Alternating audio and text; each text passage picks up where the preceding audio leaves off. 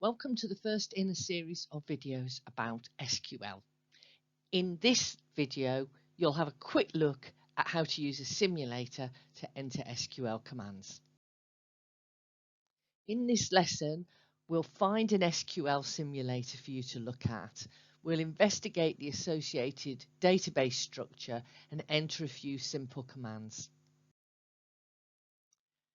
The SQL simulator that I recommend you use is w3schools.com, but there are plenty of others. If you choose W3 Schools, then go to what they call SQL Home, and under that heading you will find a tutorial section, a simulator that's called Try It, and some test yourself exercises. The W3 Schools example uses the database that's shown on this slide. This is a database that was constructed by Microsoft for their example exercises for Access.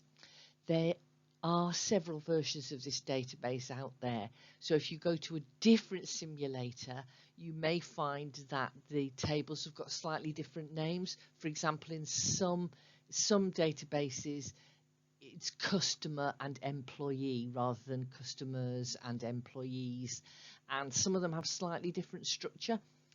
The structure here is quite complicated. It's more complicated than you're going to see in the exam, but it has the advantage that it gives lots of interesting examples.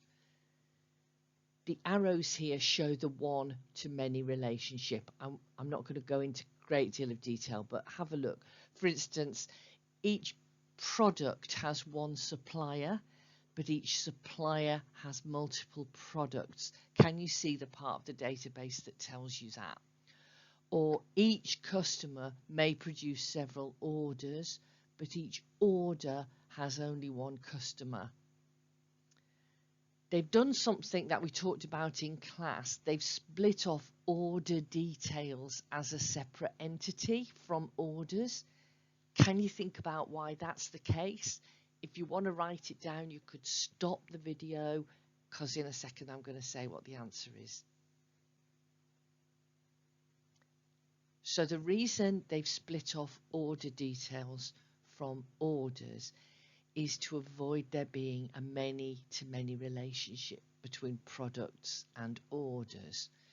If we just had orders as an entity, each order could include multiple products, and each product would be in multiple orders. That would be a many-to-many relationship. We know how to solve that. Put in an intervening entity, so order detail. So that would be one line of the order form which relates to a single product. Okay, so you don't have to memorize that, but you can refer back to it if you want to remind yourself how the database hangs together. So if you go to the simulator called Try It on the W3 Schools, then you can enter an SQL command. You may find that the one shown here is already on display. If it's not, you can type it. And then click on the green button that says Run, and you'll see the result. Something like this. So you can see that we've displayed every column, every field, remember that's the other name for it, every field in the customers table. That's only a few of the records. And you can see the names of the fields. There's 91 records, and there are 7 fields or columns, 7 items of data stored about each customer. The customers look to me to be businesses, and the contact name is a person working at that business. Doesn't really matter, but that seems to be how they've set it up. If you look in the top right-hand corner, you'll see a list of all the table names and how many records there are in each table. And if you click on one of those, you'll see a list of the contents of that table. So that will tell you the names of the fields. If you don't see that yet, run one SQL command and that will appear in the top right hand corner. So you can just have a click around and have a look at the different tables and what fields there are in each table. I'm going to enter a bunch of SQL commands, and there's a few things, just general points to note about that. SQL commands are not case sensitive, unlike Python. So by convention, we often write them in uppercase, and I've followed that convention, but you can write them in lowercase or any kind of other mix up of case. The line breaks and indentations don't matter, again, unlike Python. So that makes it a little bit easier. I've tended to split the commands up over several lines just to make them clearer, but that's up to you.